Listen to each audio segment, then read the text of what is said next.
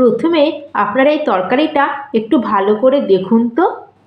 কি এটাকে দেখে কি মনে হচ্ছে যে এটা আমি কাঁচকলা দিয়ে বানিয়েছি? একদম লাগছে না বাজার থেকে পনির কিনে পনিরের তরকারি বানিয়েছি বলে।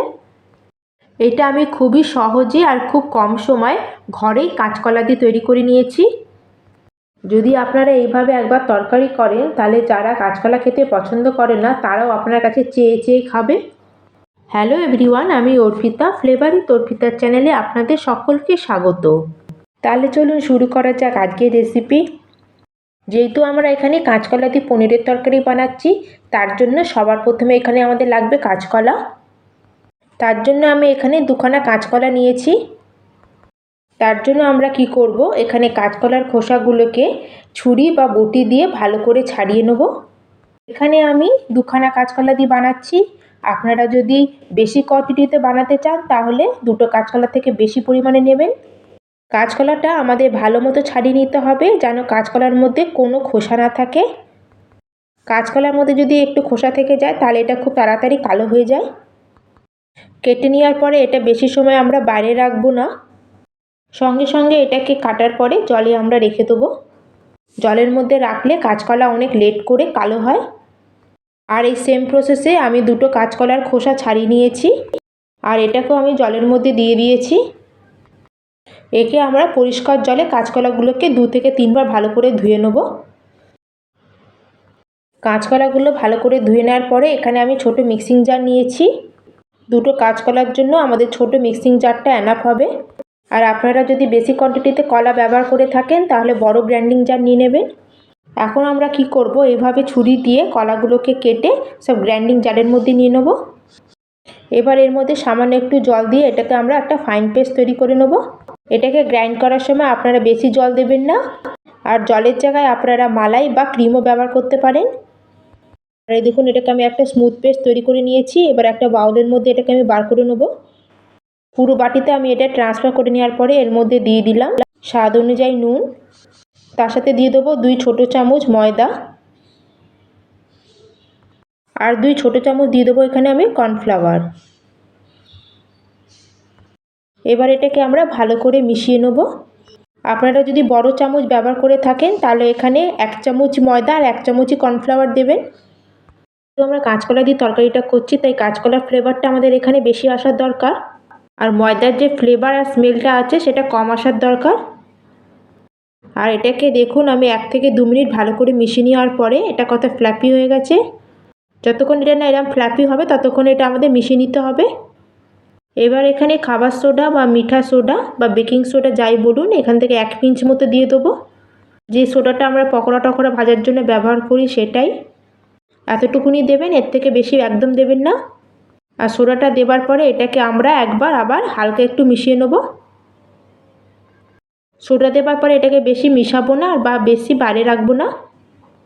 আর এখানে আমি একটা প্লেট নিয়েছি আর থালার মধ্যে দিয়ে দেবো 1 চামচ মতো রিফাইন অয়েল। ব্রাশ দিয়ে আমি প্লেটটাকে ভালো করে গ্রিস করে নেব যাতে আমাদের স্টিম হওয়ার পরে ব্যাটারটা যেন ভালো করে বেরিয়ে আসে। তারপরে আমরা কি করব, আমরা যে ব্যাটারটা বানিয়ে রেখেছিলাম কাঁচকলার, পুরো ব্যাটারটা আমরা এবার প্লেটের মধ্যে দিয়ে দেবো। আর ব্যাটারটা দেওয়ার পরে আমরা এইভাবে চামচ দিয়ে এটাকে সমান করে নেব। আর যেটুকুনি আমাদের চামচে লেগেছিলো ব্যাটারটা সেটাও দিয়ে দিলাম। এবার আমি হাত দিয়ে ব্যাটারটাকে একটুখানি সেট করে নিলাম সমানভাবে দেবার পরে আমরা এটাকে 2-3 বার এরকম ট্যাপ করে নেব যাতে আমাদের ভেতরে যদি কোনো এয়ার বাবলস থেকে থাকে সেটা যেন সেট হয়ে যায়। তারপর আমরা কি করব, একটা কড়াই গরম করে এখানে একটা নর্মাল যে ঘরের বাটি থাকে সেটা বসিয়ে দেবো কড়ার মধ্যে। এই বাটির মধ্যে প্রথমে দিয়ে দিচ্ছি 2খানা শুকনো লঙ্কা। তারপর এর মধ্যে দিচ্ছি 2টো কাজু আর নিচে কিছু গোটা মশলা। এর মধ্যে আছে 1 টুকরো দারচিনি, 2টো লবঙ্গ, 2টো এলাচ আর 3-4খানা গোলমরিচ। আর এই গরম মশলা দেবার পরে এখানে দিয়ে দেবো 7-8 কোয়া মতো রসুন। আর তার সাথে এখানে দিয়ে দেবো আধা ইঞ্চ মতো কেটে রাখা আদার টুকরো। আর এই দেখুন এখানে আমি নিয়েছি একটা গোটা পেঁয়াজ আর একটা গোটা টমেটো। যেহেতু এগুলো বড় আছে সেজন্য আমরা কি করব, টমেটো আর পেঁয়াজটাকে মাঝখান দিয়ে কেটে 2 খণ্ড করে এভাবে আমরা দিয়ে দেবো বাটির মধ্যে। তাহলে আমাদের খুব সহজে এটা বাটির মধ্যে জায়গা হয়ে যাবে। তাহলে আমাদের এখানে স্টিম করার সাথে সাথে আমাদের মশলাও রেডি হয়ে যাবে। যেহেতু মশলাটা পুড়ে না যায় বা জ্বলে না যায় তার জন্য বাটির মধ্যে অল্প জল দিয়ে দিলাম। আর কড়ার মধ্যেও আমি মোটামুটি আধা গ্লাস মতো জল দিয়ে দেবো। জল দেওয়ার পরে আমরা যে ব্যাটারটাকে রেডি করেছিলাম কাঁচকলার প্লেটের মধ্যে, সেটাকে আমরা বাটির উপরে রেখে দেবো। আর এটাকে আমরা কভার করে মিডিয়াম টু লো ফ্লেমে মোটামুটি 15 থেকে 20 মিনিট পর্যন্ত স্টিম হওয়ার জন্য আমরা ছেড়ে দেবো। আর এটা মোটামুটি 20 মিনিট মতো স্টিম হওয়ার পরে ঢাকনাটা খুলে এটাকে আমরা চেক করে নেব। ঢাকনা খুলে আমরা এইভাবে হাত দিয়ে ব্যাটারের উপরটা একটু চেক করে নেবো। এই দেখুন হাতটা আমাদের পুরো শুকনো। এটাকে ছুঁয়ে আমরা দেখব, যদি হাতে কিছু না লেগে থাকে ব্যাটার, তাহলে বুঝবো এটা পারফেক্ট আমাদের কুক হয়ে গেছে। আর ভেতরটা ঠিকমতো কুক হয়েছে কি না হয়েছে সেটা ঠিকমতো জানার জন্য একটা ছুরিকে ভেতরে ঢুকিয়ে দেখব। যদি ছুরিতে কিছু না লেগে থাকে ব্যাটার ক্লিন বেরিয়েছে, তার মানে আমাদের ভেতরটা ভালো মতো কুক হয়ে গেছে। এবার আমরা কি করব, এটাকে বার করে বাইরে ঠান্ডা হওয়ার জন্য ছেড়ে দেবো। আর এখানে আমি গ্রেভি বানানোর জন্য যে মশলাগুলো রেখেছিলাম সেগুলো ভালো মতো সেদ্ধ হয়ে গেছে। এটাকেও আমরা এবার বার করে নেব। এটাকেও আমরা বার করে বাইরে ঠান্ডা হওয়ার জন্য ছেড়ে দেবো। এবার আমরা কি করব, আমরা যে স্টিম দেওয়ার পরে যে ব্যাটারটাকে বার করেছিলাম কাঁচকলার, প্রথমে আমি থালার চারিদিকটা ছুরি দিয়ে একটু বার করে তারপর এভাবে চামচের বার দিয়ে এটাকে বার করে নিচ্ছি। এবার সাইডগুলো ভালো মতো চামচ দিয়ে আমি ছাড়িয়ে নিয়েছি। এবার আমরা কি করব, এর উপরে একটা আমরা প্লেট চাপা দেবো। আর চাপা দিয়ে প্লেটটাকে আমরা উল্টে দিয়ে উপরে এইভাবে 2-3 বার ট্যাপ করব, যার জন্য এটা খুব সহজে আমাদের বাইরে বেরিয়ে আসবে। বার করার পরে আমরা একটা ছুরি দিয়ে এগুলো পনিরের শেপ করে এভাবে লম্বা লম্বা করে কেটে নেব। আপনাদের যেমন পাতলা পছন্দ, যেরকম শেপ পছন্দ আপনারা ঠিক সেরকম করে কেটে নেবেন। আমি এটাকে পুরো ভালো করে ঠান্ডা করে নিয়েছিলাম, তারপরেই আমি এগুলো পিস করে কেটে নিচ্ছি। আর কেটে নেওয়ার পরে আপনাদের দেখাচ্ছি পিসগুলোকে। আর এই দেখুন কত সফট আমাদের পনিরগুলো রেডি হয়ে গেছে। আর এই দেখুন আমি একটা পিস আপনাদের দেখাচ্ছি, দেখুন কত সুন্দর আমার পনিরের মতো একদম সফট হয়েছে। যে পিসগুলো একটু বড় বড় আছে সেগুলোকে আমি মাঝখান দিয়ে এভাবে কেটে 2 পিস করে ছোট করে নিচ্ছি। ছোট ছোট পিস হলেই আমাদের এটা খেতে বেশি ভালো লাগবে। বড় সাইজের যদি এটা থেকে যায় তাহলে গ্রেভিকে ভালো মতো অ্যাবজর্ব করতে পারবে না, আর তাতে এটা আমাদের খেতে বেশি ভালো লাগবে না। আমরা যে মশলাটা বয়েল করে রেখেছিলাম সেটা পুরোপুরি ঠান্ডা হয়ে গেছে। এটাকে আমরা এখন মিক্সিং জারের মধ্যে দিয়ে দিলাম। আর কোনো জল না দিয়ে এর একটা স্মুথ পেস্ট আমরা তৈরি করে নেব। এবার আমরা কি করব, একটা কড়াই গরম করে নেব আর তার মধ্যে দিয়ে দেবো 2 চামচ মতো রিফাইন অয়েল। আর তেলটা ভালো মতো গরম হয়ে গেলে আমরা যে কাঁচকলা দিয়ে পনিরগুলো বানিয়েছিলাম সেগুলো তেলের মধ্যে দিয়ে দেবো। আর এই পনিরটা দেওয়ার পরে আমরা কি করব, মিডিয়াম ফ্লেমে এটাকে হালকা লাল হওয়া পর্যন্ত ভেজে নেব। আপনারা এটাকে না ভেজে ডাইরেক্ট তরকারিও করতে পারেন, কিন্তু এইভাবে যদি আমরা একটু ভেজে যদি এর তরকারি করি তাহলে এর টেস্ট অনেক গুণ বেড়ে যাবে। আর এখানে দেখুন মিডিয়াম ফ্লেমে মোটামুটি 2 থেকে 3 মিনিটের মধ্যে আমার এগুলো হালকা গোল্ডেন কালার চলে এসেছে।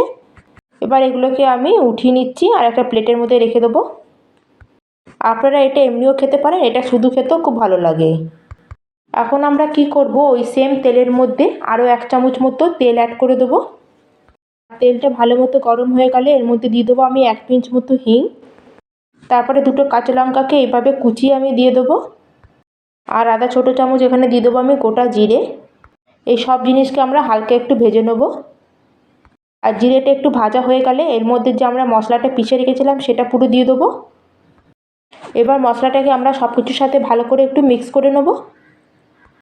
এটাকে মিশিয়ে নেবার পরে এখানে আমরা আবার কিছু গুঁড়ো মশলা অ্যাড করব। প্রথমে এখানে দিলাম স্বাদ অনুযায়ী নুন আর সামান্য একটু হলুদ গুঁড়ো। আর এবার এখানে কালারের জন্য দিয়ে দিলাম 1 চামচ মতো কাশ্মীরি লঙ্কা পাউডার। এটাতে কোনো ঝাল হয় না, খালি কালারের জন্য নিয়েছি। তার সাথে এখানে আমরা দিয়ে দেবো 1/2 চামচ মতো গরম মশলা। তারপরে এর মধ্যে দিয়ে দেবো 1/2 চামচ মতো জিরে পাউডার। আর দিয়ে দেবো এখানে 1/2 চামচ মতো ধনে পাউডার। এবার সব মশলাগুলো দেওয়ার পরে আমরা এটাকে ভালো মতো একটু মিক্স করে নেব। এবার 1 থেকে 2 মিনিট পর্যন্ত মশলাগুলোকে আমরা ভালো করে একটু কষে নেব। যেহেতু আমরা মশলাগুলোকে আগের থেকে বয়েল করে নিয়েছিলাম সেজন্য আমাদের এখানে এটা কুক হওয়ার জন্য বেশি সময় লাগবে না। আর আমাদের মোটামুটি 2 মিনিট মতো হয়ে গেছে, আমাদের মশলা থেকে তেল বেরোতেও শুরু হয়ে গেছে। তার মানে আমাদের মশলাটা ভালো মতো কষানো হয়ে গেছে। তো আমরা এখন কি করব, আমরা এখানে অ্যাড করে দেবো জল। আমি এখানে গ্রেভিটা একটু শুকনো রাখবো, তার জন্য এখানে 1/2 গ্লাস জল অ্যাড করেছি। আপনারা আপনাদের ঝোল কতটা রাখবেন সেই বুঝে জল দেবেন। কিন্তু এই রেসিপিতে একটু জল কম দিলে এটা খেতে বেশি ভালো লাগে।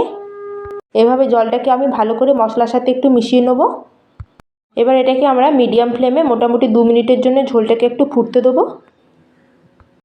আর ঝোলটা ফুটছে সে সময় আমরা কিছু ধনেপাতা অ্যাড করে দেবো আর ভালোভাবে এটাকে আমরা মিক্স করে দেবো। দেখুন ঝোলটা আমার আগের থেকে অনেকটা গাঢ় হয়ে গেছে। ঠিক এই সময়তেই আমরা এখানে যে পনির বানিয়ে রেখেছিলাম সেগুলো এর মধ্যে অ্যাড করে দেবো। এবার এই কাঁচকলার পনিরগুলোকে ভালো করে ঝোলের সাথে একটু মিক্স করে এটাকে ঢেকে দেবো 2 মিনিটের জন্য, যাতে সব পনিরগুলো ভালো মতো গ্রেভি অ্যাবজর্ব করে নেয়, যাতে এটা খেতে মজাদার, মশলাদার আর ফ্লেভারফুল হবে। এটাকে আমরা ঢেকে মোটামুটি 2 মিনিট মতো একটু ফুটিয়ে নিয়েছি। আর আপনারা দেখতেই পাচ্ছেন আমার ঝোলটা আগে থেকে কত গাঢ় হয়ে গেছে।